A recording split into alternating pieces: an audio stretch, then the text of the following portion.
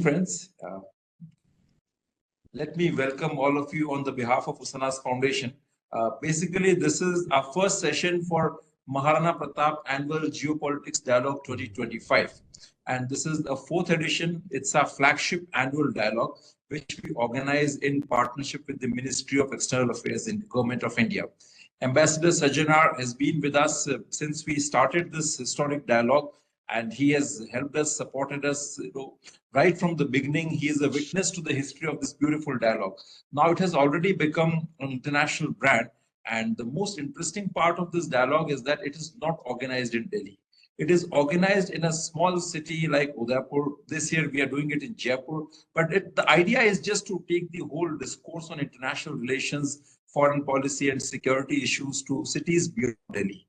Because India is a very distinct place and a very diverse place. Every region has its own history, has its own culture, and a very rich heritage of contributions in statecraft, diplomacy, and the art of warfare. So I guess we must celebrate that. And in the present times, when the world order is changing, India has a very special role to play. And I think, in order to play that special role, we also need a very major internal journey. Perhaps this whole idea of taking the discourse to the smaller cities and starting new discussions on the fields of foreign policy and international security is a part of that internal journey. So today we officially begin our Maharana Pratap Annual Geopolitics Dialogue 2025. I welcome all of you, and our first session is on the conflict dynamics of Middle East, which is I guess the most interesting and the most pertinent issue of today's geopolitical concerns. And today we have a very special situation coming up in the Middle East. Israel-Hamas ceasefire has just taken place, but very recently President Donald Trump has announced the occupation of Gaza, which makes the whole scenario much more interesting. Besides that, it seems that Hamas is already trying to rebuild itself. And lately, I have come across various inputs which suggest that Hamas is also trying to build its offices in Afghanistan and make its international reach much more wider, which seems, which indicates that Hamas and its benefactors are just trying to buy the time, and they're making preparations for a much bigger and a serious war. So the questions arise, several questions, that what exactly is going to happen in the Middle East? Is this conflict between Israel, Iran, and Hamas going to escalate? How will the Arab states react to this? Or we can expect something on the lines of the Abraham Accords, something which is much better or much positive. Both these scenarios are possible. Today, we are joined by eminent experts from this field who have worked for years on the conflict dynamics of the Middle East, and they have vast experience. I'll just introduce our eminent panelists, and then we'll start the discussion. We have Mr. Armenak Tokmayan. He's a non-resident scholar with Carnegie Middle East Center in Beirut.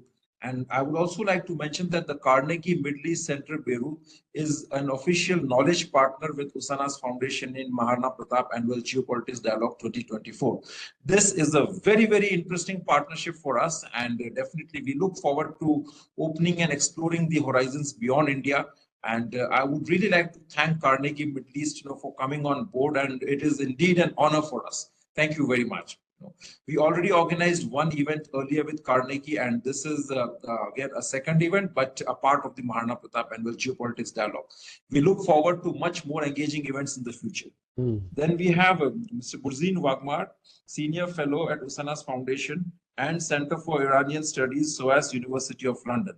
Burzin has been to Usanas Foundation, and he has spoken at several events in the past. He's an expert in the subject. We have Ambassador Ashok Sajjanar, who is the former ambassador of India to Kazakhstan, Sweden, Latvia, and also the member of Usanas Advisory Board.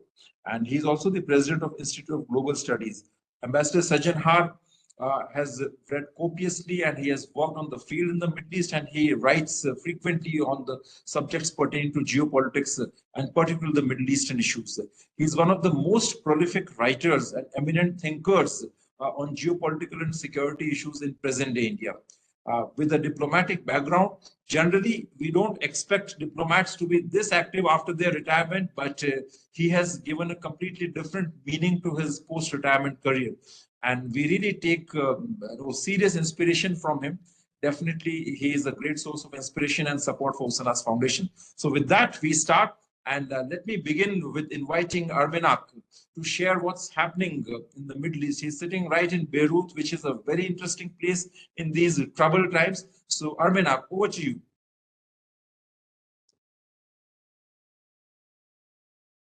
Sorry, I was on mute. Thank you very much, Abhinav. Can you hear me? Yes, okay. Thank you very much. Thanks for the invitation. And let me tell you from Carnegie's behalf that we are also excited about this partnership. India and Indian foreign policy cannot be ignored in the Middle East anymore. And I think there will be a lot of avenues to cooperate in the future. Okay, in the Middle East, I mean, I could go on for hours, but let me talk about the security order that has just changed in the Levant, in Syria, Lebanon, Jordan, Palestine, and Israel. This piece of land has gone through a major transformation in the past. The political, social, economic, and above all, security order has changed after the October 7 attack, when Hamas attacked Israel, and it was followed by a brutal war by Israel, not just on Gaza Strip, but also in Lebanon. What happened after that essentially was that Israel succeeded in imposing its order in Hamas, but also forcing Hezbollah to sign a ceasefire, which I would call it a humiliating ceasefire for Hezbollah. Eventually, the Assad regime collapsed, which was kind of the cherry on the top, which marked the end of Iranian-dominated security political order in the Levant. The new order hasn't been shaped yet. We are in those exciting and interesting times. There are clear winners and clear losers in this tectonic changes. One of the clear winners is obviously Israel, which managed to break the circle of fire, as they call it. Iran has tried for several decades to build, to contain and to encircle Israel from all sides, and Israel has managed to break that in the past year and a half. Then there is Turkey, which is the main supporter of the current administration in Damascus, and obviously also US, which remains, the only international actor which is active and has a lot of leverage in Syria. Among the losers are mainly Russia and Iran and the Assad regime, which now has collapsed. However, it must be said that the new political and security order is not clear yet. It is taking shape at the moment. So in this context, I want to focus a bit on U.S. policy in this region. Donald Trump, who has come to the presidency recently, I would argue that he has come with relatively contradictory agendas. On one hand, Trump wants to be a champion of peace and conflict settlement, including in Gaza, where his proposals are somewhat unordinary, but he still signals desire for engagement. Yet at the same time, his electoral agenda, or during the campaign, but also recently, he has signaled many times that he wants to withdraw from this turbulent area, including from Syria, where they have around 2,000 soldiers and several bases. So in this contradiction, it would be difficult to speculate on what Trump will do in the Levant, in this region. However, so I'm not in the business of speculation today. However, what I want to highlight, as someone who's been following the conflict in the region for quite some time, what I want to highlight is that I bet that U.S. will soon find out that the moment it will try to disengage from this region, the region will try at least to pull it back into the area, given that U.S. presence and U.S. roles is quite central. And here I want to make 3-4 points, and I will conclude with that.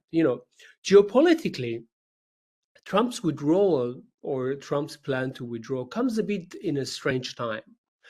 I call it strange because a year ago, U.S. presence in Syria, for instance, was challenged by Iran, it was challenged by Russia, but it was also challenged by their local allies. For instance, local militias from Iranian background or Iranian militias, but also the Assad regime who wanted Americans out.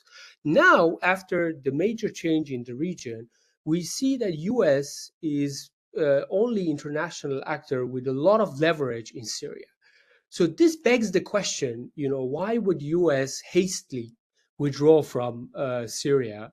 So unless they want to do an Afghanistan-style withdrawal, there are a lot of reasons for them to stay, not for the sake of local actors, but for the sake that they have a lot of geopolitical leverage over their classical adversaries in the region, and they could shape the agenda of the region.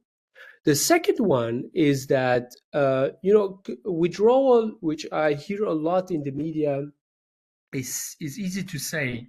However, when it comes to practicalities, for instance, when it comes to Syria, when it comes to Iraq, is relatively easier because withdrawal of U.S. troops from Iraq would mean they are handing that over to central government. The structures are relatively clean. But when it comes to Syria, there is a question to who they are going to hand over those bases that they've been controlling for some time. Are they going to hand over to the new de facto authorities of Damascus, which are still enlisted, as a terrorist organization, or to Turkey, or to the Kurds? So a quick and hasty withdrawal will only make, Afghanistan-style withdrawal, which Trump repeatedly said that he doesn't want to do. So this is another reason that Middle East or Levant specifically could pull U.S. back. The third one, and perhaps the most important one, is Israel's security, which has always been paramount for U.S. presence in the region. It's true that Israel has, in many ways, triumphed against Iran in the region, and that security challenge is largely gone. And Hezbollah is disempowered. The Syrian regime is gone. Gaza is destroyed. However, there are security threats, and I will mention two of them, although there are more. One of them is the new administration in Damascus, which is a radical Islamist group who took over the rule essentially in Damascus.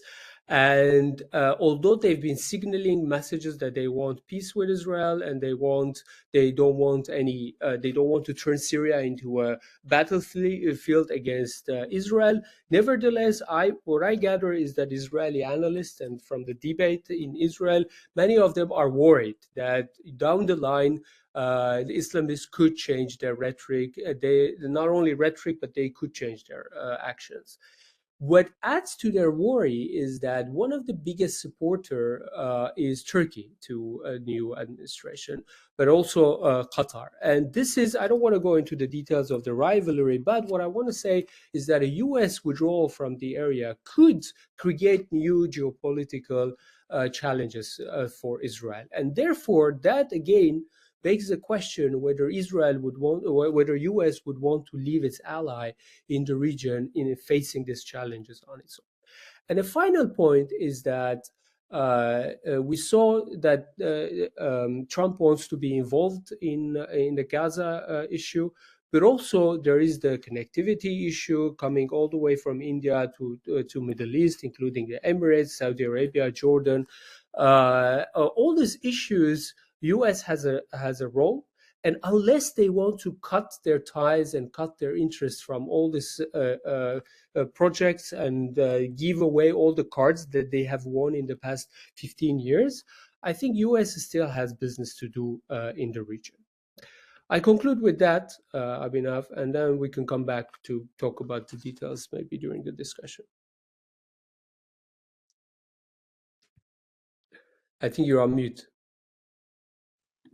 You're muted, Abhinav. Abhinav, you're muted.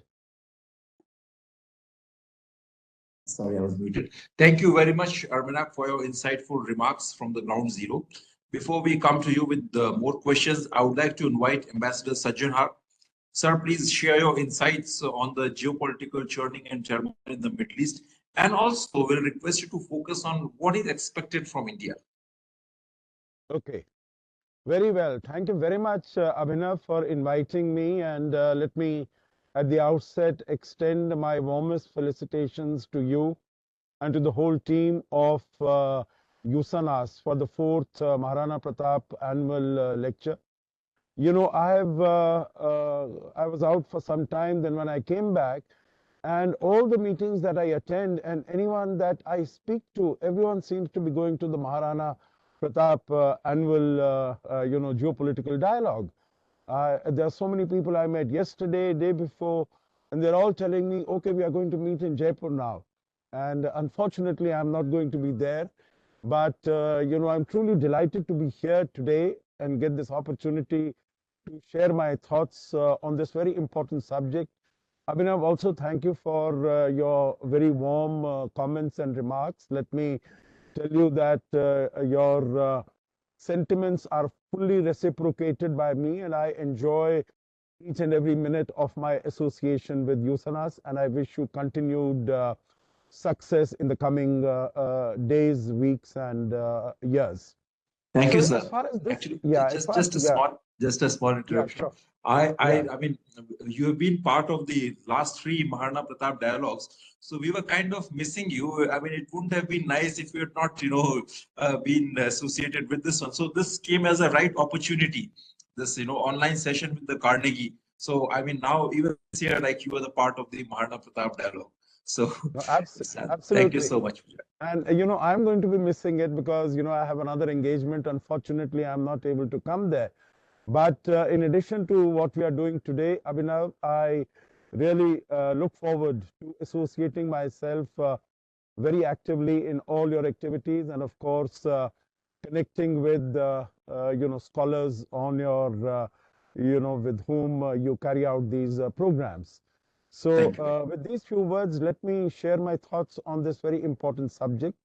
And let me thank Mr. Armanak for his views. Many of them I agree with, but there are some areas of difference of opinion also, and meaning I will share them with the audience here.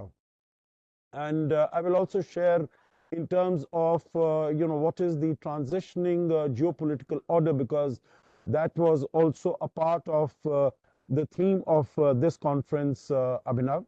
So first, as far as, what Mr. Armanak, you mentioned that Russia was the big loser. Russia and Iran, they were the big losers as far as developments in Syria are concerned. My feeling there is that Russia has taken the hook on its chin, and it is trying to claw back as far as its influence is concerned. And you would have seen that there has been this big delegation that has visited Syria. They are trying to go forward as if it was business as usual. Nothing has happened because they are very, I think Russia is very concerned about its own geostrategic engagement in this region, and it doesn't want anything to happen to that. So I think slowly and gradually they are looking at the big picture in a longer context, and that is why they are, they are looking at what has happened today in Syria as a blip, as a serious blip, but something that they can overcome. So that is number one, but that's a minor one. The major one is what you mentioned, Professor Armanak, that the United States is trying to disengage itself from this region. My assessment is quite the opposite. It might wish to disengage itself selectively in terms of, its positioning of its troops in Syria, etc. But I think as far as the region is concerned, it definitely wants to stay very actively engaged. And I think the biggest argument in that context would be the fact that, the sort of plan that it has given for the Gaza, on the 4th of February with Benjamin Netanyahu in the White House. And of course, indications of which he had been giving earlier also, that, they are going to occupy the Gaza Strip, they are going to displace, all the 1.7, 1.9 or 2 million Palestinians from there. Now, I think what we could possibly discuss is as to how realistic or otherwise this plan is supposed to be. And, of course, as far as the players in the region are concerned, all of them have categorically rejected this particular plan. And I think it has taken the world also by surprise, because, the world was still coming to grips with what Mr. Trump, the statements that Mr. made, whether it is on Greenland or it is on Panama Canal or Canada becoming the 51st state or changing Gulf of Mexico to Gulf of America, etc., etc. I'll not go into the other details. I think the world was coming to grips whether, he was serious or this was really one more step towards, this art of the deal, enhancing your negotiating leverage so as to be able to come to some sort of an agreement, that Mr. Trump has come up with this plan. Now, none of his, even most vociferous supporters have been able to come forward, except Mr. Netanyahu, who had, in the White House, when in his presence he made these comments, he had a look of satisfaction, some sort of a smirk on his face, because this is something also that he has been wanting. And it would also mean that the United States would be in West Asia or Middle East, as a permanent factor, as a permanent feature. And maybe, some members of the ultra-right of his government, like the finance minister, Mr. Smotrich, those people might be happy, delighted with what he has said. But otherwise, if you were to look at it right from the word go, if you look at Egypt and you look at Jordan, I think both of them have rejected this plan. Of course, Mr. Trump seems to suggest that because they are such large aid recipients from the United States, that he will be able to persuade them. Now, we have seen that Mr. Trump has, put a stop to, all aid coming to all parts of the world, except to Israel for its security and, the moral and financial and diplomatic and also military support that America is providing to Israel and to Egypt. So, these are very important elements of the US strategy. So it does not want, it says that when King Abdullah II, he visits President Trump in the White House on the 11th of this month, and when Mr. Abdel Fattah al-Sisi, he goes there after a week, then that he will be able to persuade them, because Mr. Trump feels that he has leverage over them, because he is, United States is a dispenser of significant quantities of aid to them. But I think both these countries, which have been named by Mr. Trump, that they could accept these refugees, Palestinians from Gaza in large numbers. I think as far as Jordan is concerned, we need to be cognizant of the fact that they already have about 2.7 million, and you are there, Professor Armanak, so you know it very well, much better than any of the other speakers on this panel, that, after the Nakba in 1948 and 1967, all these Palestinians have come there. And by some accounts, out of the total population of 11 million in Jordan, possibly about 50% of them are displaced Palestinians. This is some numbers that are quoted, but, of course, they could be disputed also.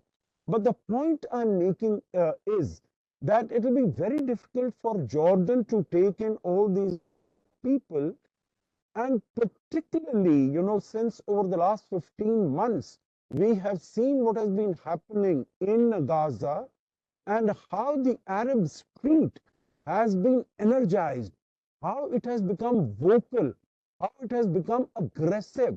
And I don't think that any leader in the Middle East, in West Asia, can disregard what is happening on the street, the protests that have been taking place on the street. I think that the fact that none of these regimes have really taken any concrete steps in response to what the Arab street has been doing, I think this is the maximum that they can do, because otherwise, I think they would be at risk of political instability in their own countries and the loss of their own regimes. So the point I'm making is that for King Abdullah II in Jordan, and also as far as President Abdel Fattah al-Sisi in Egypt is concerned, I think it's going to be very difficult for them, if not absolutely impossible. And that is why you would have seen that, just after, meaning even before this regular proposal was made, if my memory serves me correctly, all the foreign ministers of these Arab countries, they got together and they came up with a statement completely rejecting this proposal from Mr. Trump. And, the third player, but actually the most significant player in the region, that is these Saudis, they have also completely rejected. I think they came out with a statement, with a formal statement, completely rejecting this particular proposition. So I think all these, what Mr. Trump has said, that we are going to change it into a Riviera, meaning how are these 2 million Palestinians from Gaza, how are they to be moved from there to Egypt and to Jordan? Will they be done forcefully? Because I don't think willingly they will be prepared to go. And if forcefully, how will they really be able to do it? So I think it is truly, in my views, it is a bizarre plan, and it is an unworkable plan. So, it might be, Mr. Trump might be using it as, a high stakes negotiating leverage with some of the countries, particularly maybe with Iran, because I'm sure Iran has also come to understand that, Mr. Trump is determined that Iran should not have a nuclear weapon. So I think Iran has sent out many feelers saying that it would be willing for a renegotiation of the JCPOA. And maybe the Europeans are also keen that JCPOA should be renegotiated, and we have a commitment from Iran that it is not going to turn nuclear. I don't know how feasible that is going to be, but maybe Mr. Trump also might decide that it is, it will stand him in good stead if he's able to get a better deal, if he's able to get a decent deal from Iran. And he could also then, in that case, pressurize Iran that they tell the Houthis, who are the only active players in that region right now, that they should stop, bombing the Red Sea and making problems in the Red Sea. So that could be some sort of, in terms of the benefits that might accrue. The other aspect, of course, is, that if Mr. Trump stays there, and you don't know what his ultimate game plan is, no one would really know. How is his MAGA support base going to take it? Because they are more of isolationists, And how would they take that, the United States is again entering into a sort of what might be seen as a forever war in the Middle East. So I think there are more questions that this proposal by Mr. Trump raises than there are answers. No easy answers. So I think we will need to continue to discuss this. The last couple of minutes, Abhinav, if you permit, I will say about what is the, in terms of the changing world order. And I think what we find is that this is a transition period. We are definitely transitioning from a Western dominated, from an American dominated world order. But which order are we going to go to? That I think is still uncertain.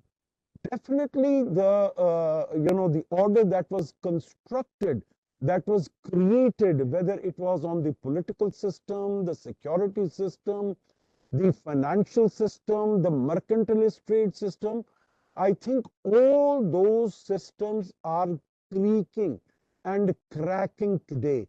And the one power individual or power that is responsible for it is the United States itself. So it created the order itself to meet its own requirements, although that order helped many countries, particularly in the developing world. India has been a big beneficiary of that order. I think China and many other countries have been big beneficiaries of that order. But right now, the United States feels that it is not meeting its ends, it's not meeting its requirements. So it is using raw power. This gives you an idea that it is harking back to the heyday of imperialism, when might was right, power was everything. It has thrown its soft power, which it had considerable amount of it, out of the window, and it is relying only on raw power. And in that, it is using tariffs as an instrument of its foreign policy, whether it is against Mexico, whether it's against Canada, or Colombia, or China, or any of the others, or even the Europeans. There are no allies as far as the United States is concerned.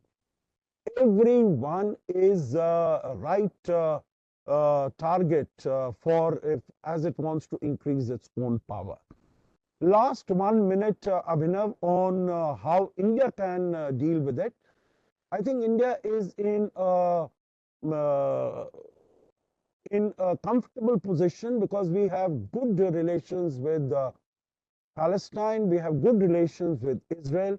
I'm sure India can play a more proactive and a more meaningful role. But I'm sure India will like to see what is, what are the contours as we are moving forward on the Trump plan, and what is the reaction and the response of the regional players before India decides to take further steps. Of course, we welcome very much the fact that the ceasefire has come about. We welcome very much the fact that that there should be more negotiations, and as long as you are talking, that means you are maintaining peace.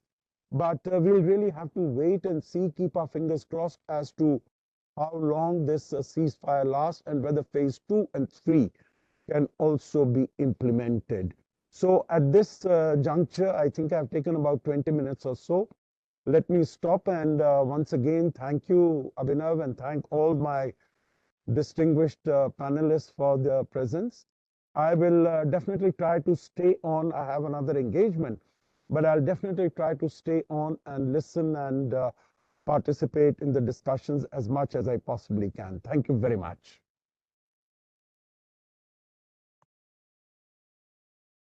Thank you very much, sir. Sir, I know you have to leave and you have engagement. So I guess before that, I'll just before I invite our next speaker, I have a quick question for you.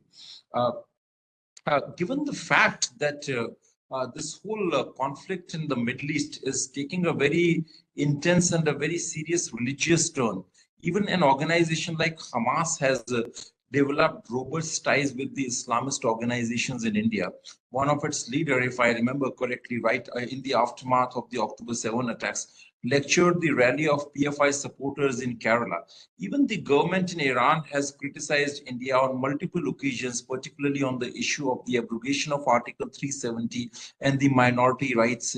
So I do think that it'll be very difficult and very quite challenging for India to make its positions clear in the future on the Middle Eastern issues, and also that too in the backdrop of India's strengthening ties with Israel.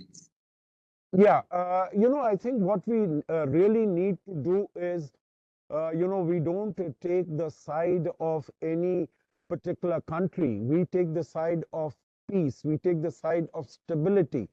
We take the side of development.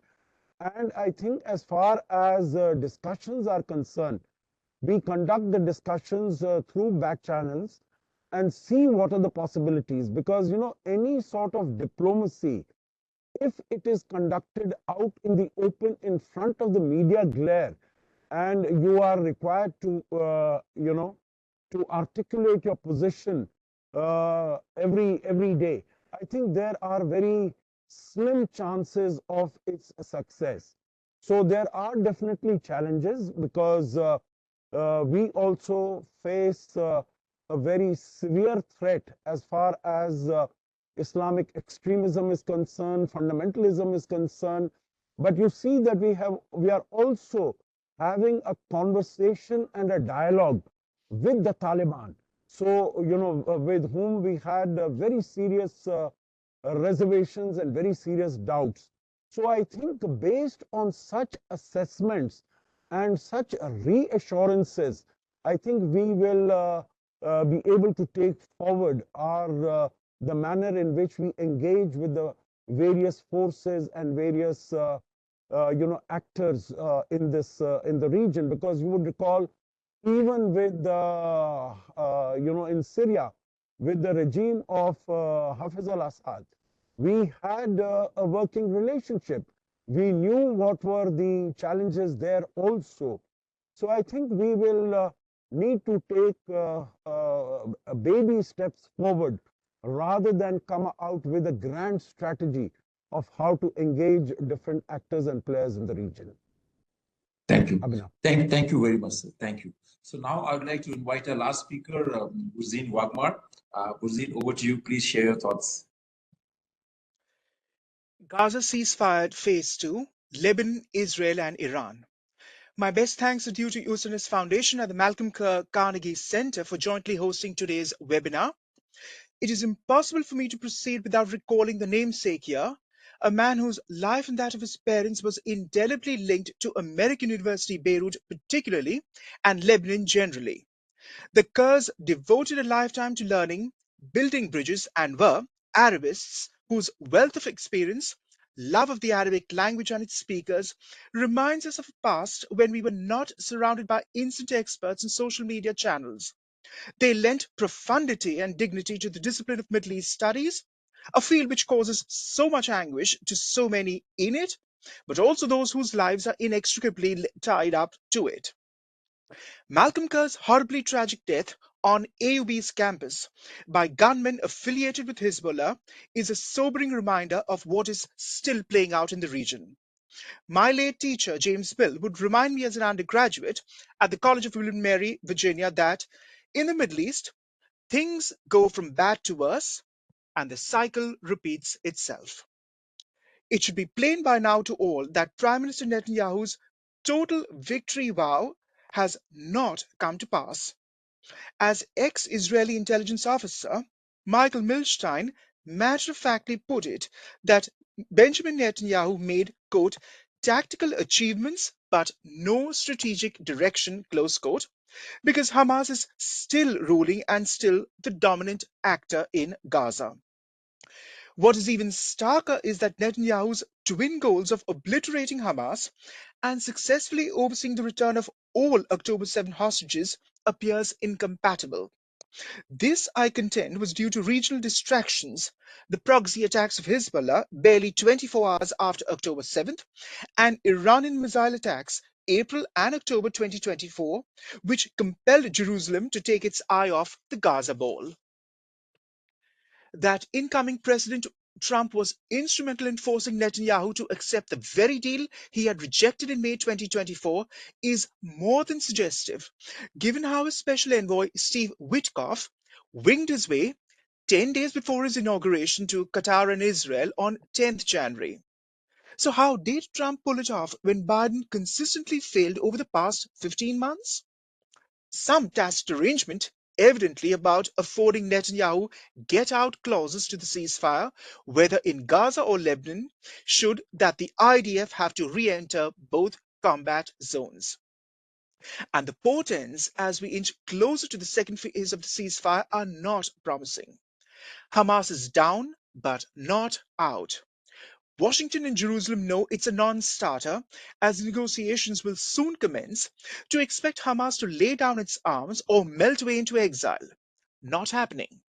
What has happened, however, is that IDF soldiers have been killed, blown up by IEDs from Israeli dud bombs that either never went off or were rewired by Hamas recently. Such collateral damage can be bearable. What is unbearable is watching Hamas deriving performative psychological and political capital during hostage release occasions. Hamas, during all 4 rounds of exchanges to date, has been mapping, filming, and assessing the situation on ground in Gaza. More armed Hamas soldiers are evident at each handover, even as its overhead drones film the swapping of wounded and ailing Jews to the Red Cross. They are emboldened enough to be seen in public, and demanding that every handover occurs at different locations, thus mapping Rafah, Khan Yunis, Gaza City, and Gaza Port to assess the damage overground. Underground, so Israel claims, its key tunnels are destroyed, including those linking intelligence centers to cities. But, ladies and gentlemen, Hamas's tunnel network is bigger than the London Underground with its 272 stations across 402 kilometers. And what's more, Hamas airs these handover ceremonies on every one of its social media channels to drive home the message to Gazans that they are going nowhere but regrouping for the future. While 70,000 Hamas fighters were reportedly killed in the past 15 months, recruitment has picked pace. The State Department's assessment that fewer have joined or that they are not as experienced is no crumb of comfort. One ought neither misjudge Israel's appetite for revenge and pain in times to come. One also ought concomitantly not forget that Gaza has sired many orphans who will morph into martyrs. And hasn't Israel already set a trend with the release of hundreds of Palestinian prisoners, some quite hardened elements, for hostages kidnapped on October 7th, when 1,000 prisoners were set free to secure the release of a single IDF soldier, Gilad Shalit, in October 2011? Granted, every Jewish life matters to the state, but its detractors, Hamas or other Islamists, have already surmised that Israelis or Westerners, in a word, non-Muslims, buckle and can't handle the strain. They are in for the long haul, and every martyr is an expendable believer, assured eternal glory there, while their determination remains unflinching in this world. Arab schemes are nothing to write home about. Cairo and Abu Dhabi proposed an internationally agreed transitional body to oversee Gaza's reconstruction and civilian control, handed over to the discredited, dysfunctional, degenerate Palestinian Authority. And so, what would happen, ladies and gentlemen? An octogenarian Mahmoud Abbas would but be a puppet, as Hamas is the de facto power in the enclave until the next war with Israel. That may not be Abbas's headache, who will have rested his case by then with history. But it will be a headache for other Arab power brokers who also have Syria, Lebanon, Turkey, and Iran to fret about.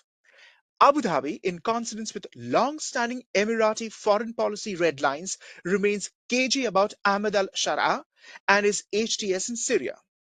UAE President Sheikh Mohammed bin Zayed Al Nahyan had even backed Assad after HTS launched its offensive in early December. Saudi Arabia is somewhat more conciliatory given its belief that it can handle reformed jihadists. Like Qatar, it realizes Syria is a bankrupt state where public sector salaries and crippling electricity shortages need to be prioritized. Banias, the country's largest oil refinery, shut down after Iran stopped sending crude shipments in mid-December 2024. A mention of bankruptcy cannot go undiscussed without highlighting how Moscow milked Syria's phosphate industry over 5 years, exploiting it to the hilt and up to their hasty departure on the 8th of December. Syria has some of the world's largest phosphate deposits, all of which were awarded to a crony of Putin, Gennady Timchenko, Russia's sixth wealthiest oligarch. Putin's Russia engaged in a nationwide asset stripping exercise to pay for aerial bombing of Syrians during the civil war. But Russian imperialism is not chic to mention or get agitated about in present day academia or diplomatic circles. And another pressing priority is destroying the production and export of the Captagon drug so widely consumed among the Gulf's partying elites, all manufactured in Syria up to now. A failing state on its eastern front explains why the IDF, Israel Defense Forces, launched Operation Deep Layer on 8th September 2024 to destroy a compound located 70 to 130 meters below ground in Masyaf, western Syria, to take out IRGC-run assembly lines manufacturing short-range rockets, long-range and precision-guided missiles. This was one of Israel's most complex commando operations in recent history, over 7 years into planning by Israeli intelligence, with the IDF troops on ground in Syria, who exited by detonating 300 kilograms of explosives to raise what was Iran's flagship project to the ground. Production had started, though it wasn't fully operational. 3 weeks before Bashar Assad collapsed, in November 2024, Washington was rallying the British and American trained anti ISIS RCA, Revolutionary Commando Army, to wage a counter offensive. US Special Forces instructed the RCA that, quote, "This is your moment," for it was aware of the HTS coming for Aleppo and eventually Syria. Captain al-Mashadani, an RCA commander and former Syrian army officer based near Palmyra, recounted to the Daily Telegraph London that the Americans told him, quote, and this is mid to late November, Mr. Pandya, "Everything is about to change. This is your moment. Either Assad will fall, or you will fall." But they did not say when or where, they just told us to be ready, close quote. Clearly, Washington was aware of Ankara's moves. Let me conclude with some remarks as an Iranist. It may be perhaps the only time when Khamenei and Netanyahu dovetailed in their assessment of anything, namely the attacks on Iran after 26 October 2024. The former telling Tehrani relations of military officers killed in the strike that Iran, quote, "cannot say it was nothing or it didn't matter," close quote. And Netanyahu stated on the floor of the Knesset that, quote, "there is a specific component in their nuclear program that was it," close quote. Between his electoral triumph in November and taking office last month, President Trump began receiving intelligence briefings that Iran is accelerating its nuclear capability by putting into action, from old blueprints of the Pakistani rogue scientist A.Q. Khan, an older model, which may be a less reliable weapon, unable to be mounted on a cutting-edge ballistic missile. And Tehran is also developing nuclear missiles based on North Korean designs with a range of 1,800 miles. Pakistan, ironically, should know that, because the Ghadar 1, 1,600 kilometer range, 750 kilo payload, and the Sajil 2, 2,000 kilometer range, 1,500 kilogram payload can target all of Pakistan within minutes. And Iran did precisely that when it launched missile and drone attacks on Pakistan's Balochistan province, January 2024. And New Delhi may care to note that the Sajil 2 does not cover all of India, but it can go as far as Bangalore, its Silicon Valley located in southern India. Michael Young, a senior editor affiliated with our host today, the Malcolm Kerr Carnegie Center, told the Times London this Monday past, February 3rd, about the degradation of Hezbollah's capabilities and that, quote, they had a panoply of levers that could control everything. They had worked out a system to shape the state around their interests, but now the intimidation factor is gone, close quote. But gone too are those 4,000 pro-Iranian fighters from the Russian airbase of Hmeimim in Syria. Putin admitted airlifting them to Tehran on his annual TV phone in and ask the president anything show this December past. Putting a brave face on to his mounting losses in Ukraine and frantic exit from Syria, he casually remarked that, quote, we never fought in Syria and had no troops but simply two strategic air and naval bases at Hmeimim and Tartus, both crucial logistic hubs for Russia and the Wagner Group's activities in Africa and the Mediterranean. Thank you.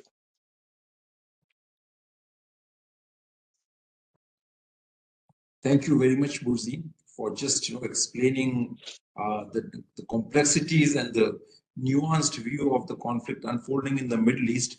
So now we are with our Q&A session.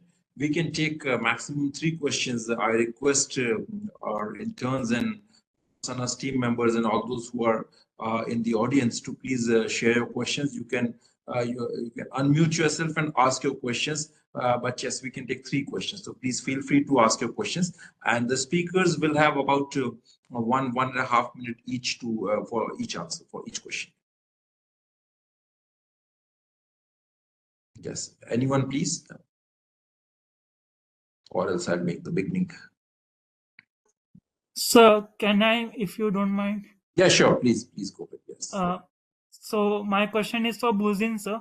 Sir, do you think that the organization Hamas, the breakdown that it has within itself, like there is a guerrilla wing of the organization.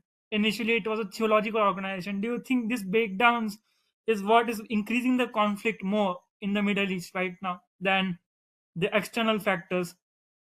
Maybe you can call it a more internal struggle rather than external struggle. No, I don't look at it that way, actually. And it's correct that you did mention the theological aspect because Hamas's origins go back to the Palestine Muslim Brotherhood factor from the late 40s onwards. Hamas formally came about in 1987, it is true, but it was for all those years initially just running as a charity organization, Islamist organization. It is only from 87 onwards that these militancy attacks and the rest started.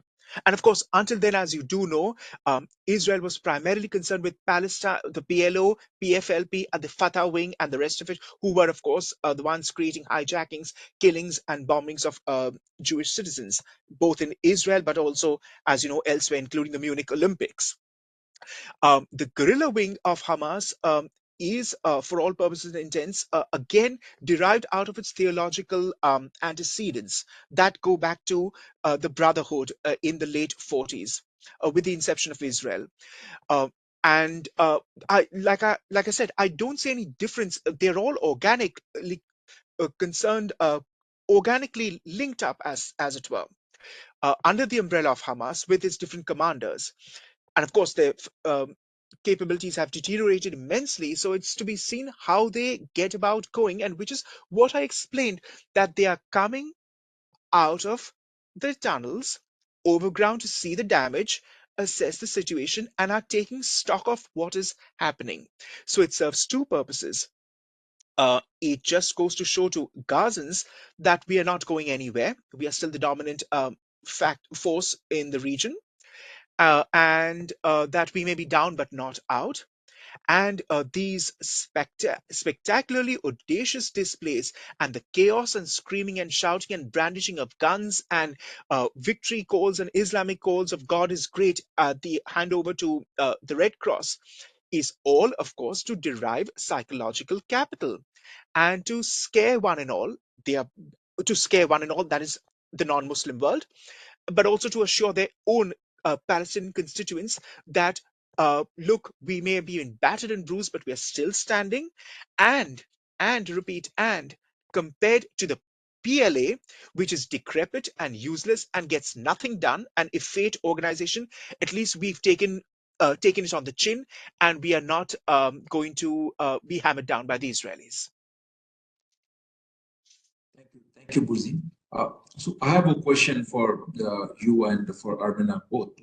I mean, given the fact that Israel has, has its own history of transgressions in the past, so it seems that this whole idea of revising the JCPOA doesn't look very positive to me.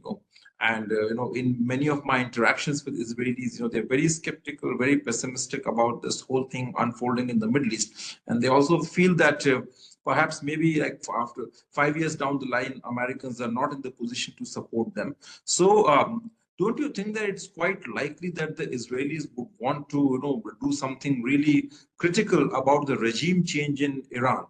And given that, also we need to look at in the backdrop of Donald Trump's attempt to negotiate peace between the Ukraine and Russia. So, in case a hypothetical situation, if he's able to find some solution, at least a temporary one between Ukrainians and the Russians, and focuses on this something really effective and something long-lasting in the Middle Eastern region, which to me practically means a major regime change initiative, because Iran is weak right now. It's without friends, so Israelis cannot have a better and a more opportune moment to go ahead with this.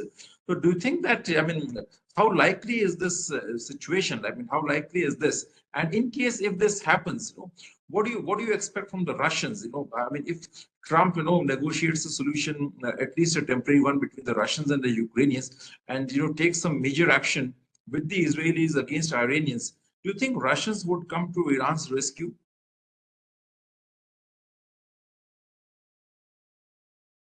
Thanks. Okay, I'll take a crack on that. I think hawks, at least in Israel, would like to deliver a major blow to Iran, perhaps even a regime change. But here is the interesting thing, that I don't think they can do that on their own. It will require a U.S. Not only endorsement, but I think also participation, but also protection of Israel. We saw that in the missile attacks that Iran conducted against Israel, at least the second one, which was more in April 2024, which I think it was in April, which was more destructive. The U.S. participated in protecting Israel. So will U.S. do that? It's a bit paradoxical, because on one hand, U.S. does talk about disengagement from Middle East, at least militarily. On the other hand, will it be willing to go into a war with Israel against Iran to protect its little ally, but also attack Iran? To be honest, it's desirable to go this path for Israelis, but I'm not entirely sure U.S. will be on board with that. Specifically because, and here is maybe that I a bit disagree with my colleague, is that Israel did deliver a strategic blow to Iran in the Levant. Maybe not in the entire Middle East, but in the Levant, it did deliver a strategic blow. And here is why. Hamas exists. Yes, it does. But will they be able to get resupplies? Resupplies of weapons, resupply of finance? Will they be able to rebuild their capabilities now that Israel controls all the border crossings? Will Iran be ready to support? It's a big question, and I'm not sure the answer is yes. The second is Hezbollah. Since 1980s, it was never encircled. Assad was supporting it. Iran had access to Lebanon through Syria.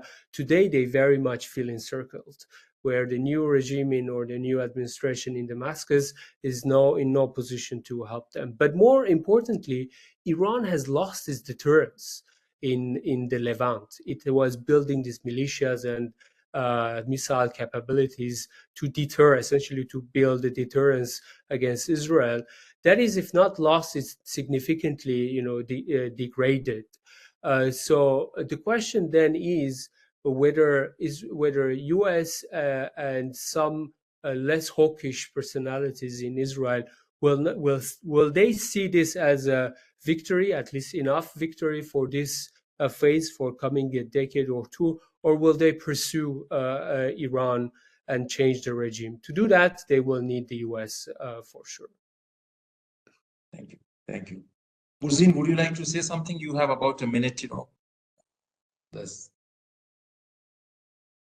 You're on mute. You're on mute. Burzin, you're on mute. No question about it, Aminak, in that DC would have to come to Jerusalem's aid if they were going to go after the facilities at Fordo, Natanz, and elsewhere.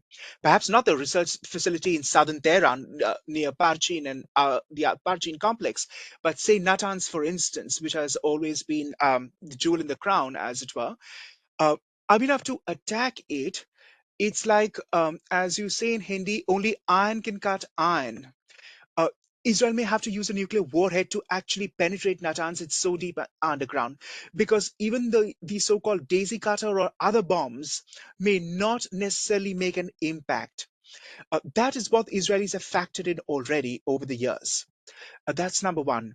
Number two, they could have bit the moment and done it in October, but for the fact that Biden made them stay their hand, and that or Netanyahu could have easily targeted also the oil installations, the refinery at Abadan and at Kharg Island in Hormuzgan province, which reminds me, of course, of the fact that Iran has raked in about a good $30 billion plus dollars in earnings through oil sales after Biden gave them a free hand, all of them going to China, the sales proceeds.